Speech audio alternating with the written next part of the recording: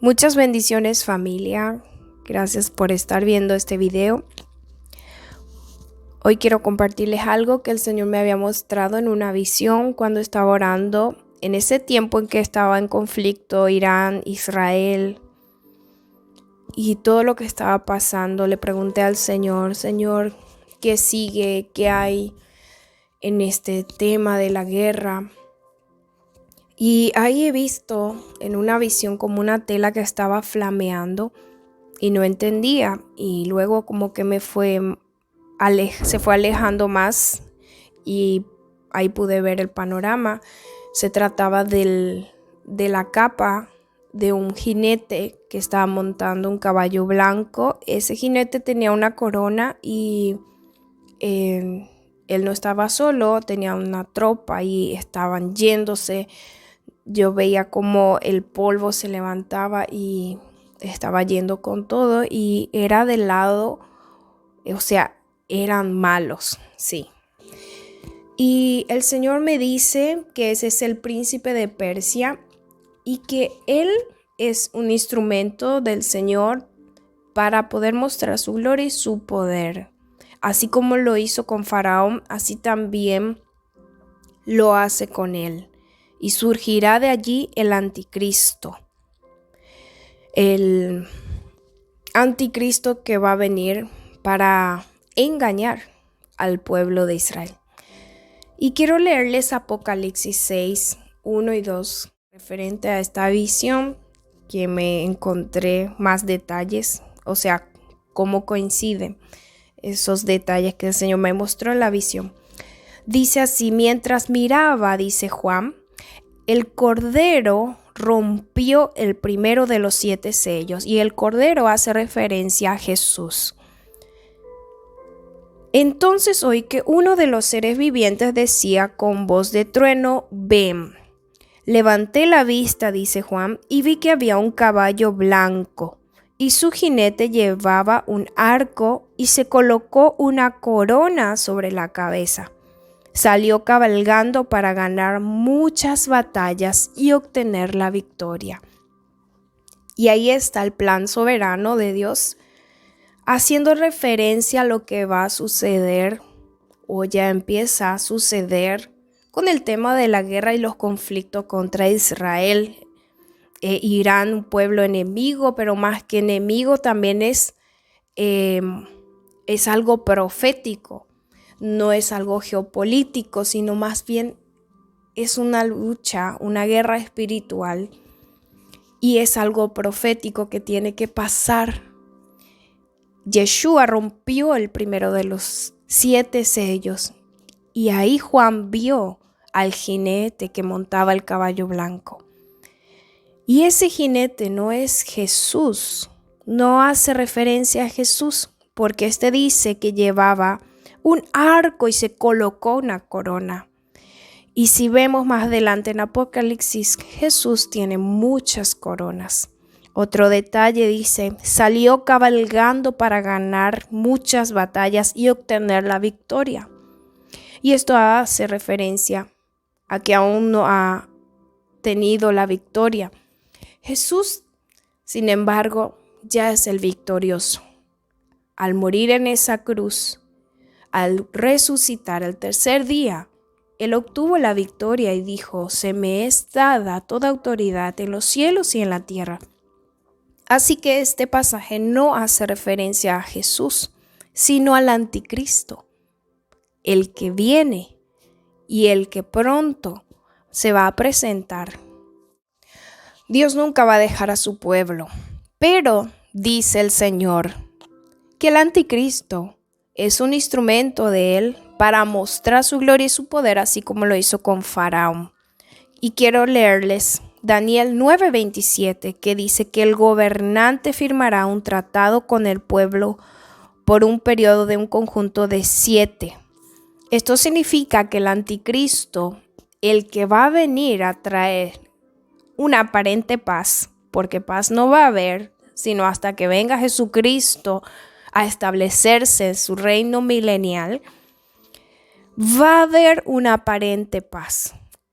Significa que esta aparente paz detrás de eso, primero obviamente tiene que haber guerras, conflictos, y muchos enemigos se unirán al príncipe de Persia. Entonces, ¿qué pasará? Debe haber un pacto o un tratado de aparente paz. Miren lo que dice Daniel 9:27. Esto todavía no ocurre. El gobernante va a firmar un tratado con el pueblo de Israel por un periodo de un conjunto de 7 años. Pero al cumplirse la mitad de ese tiempo, 3 años y medio, pondrá fin a los sacrificios y a las ofrendas que se ofrecen obviamente en el tercer templo o en un templo, ¿sí? Porque ahora no hay templo, no se puede hacer esos sacrificios diarios o ofrendas, pero dice que va a haber. Y se estará ofreciendo sacrificios y ofrendas. Pero al tercer año y medio de ese pacto, de ese tratado, él va a romper ese pacto con el pueblo de Israel y se va a revelar, porque ahí va a salir lo que es él. Se va a mostrar, va a quitar esa máscara de quién realmente es él y se va a dejar ver y va a empezar, dice, que a perseguir al pueblo. Y ahí es donde viene la gran tribulación, la angustia de Jacob. Sigue diciendo, como punto culminante de todos sus terribles actos, colocará un objeto sacrílego que causa profanación hasta que el destino decretado para este profanador finalmente caiga sobre él. Ya está escrito un destino decretado sobre lo que él es. Dios ya escribió o sabe exactamente lo que va a hacer con él. Dice Mateo 24, 6-8, oiréis de guerra, pero aún no es el fin. Todo esto será principio de dolores. Y todo esto, tema de guerra, va a llevar o va a allanar a esa aparente paz. Y esa aparente paz puede que esté preparando o traiga para que pueda construirse el tercer templo, porque muchos de los judíos anhelan construir el templo igual que está escrito en Ezequiel, y un tratado tras la guerra podría permitirlo. En 2 Tesalonicenses 2:4 nos dice acerca del anticristo, el cual se sienta en el templo de Dios como Dios, haciéndose pasar por Dios. O sea, él tiene que estar en un templo, tiene que estar sentado, y es una persona con el espíritu del anticristo, ¿sí? Irán entonces está financiando y arma grupos con muchos. Y este es el mismo diseño de Satanás, que la Biblia menciona en Ezequiel, que él hacía tratados.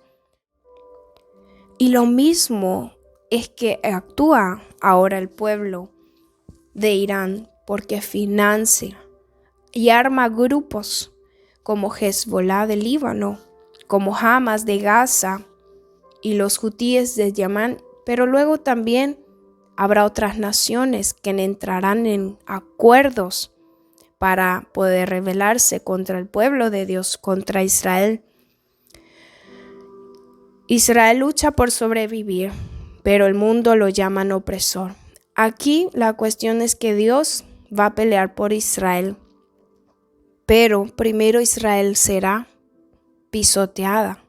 Dice la palabra de Dios, cuando vean que Israel está siendo sitiada por sus enemigos, levanten la cabeza, porque está cerca nuestra redención. En ese momento dice que va a haber una angustia tan grande, la cual nunca hubo desde que se creó el mundo, porque la persecución hacia los santos, la persecución va a ser la angustia que vamos a vivir, va a ser grande.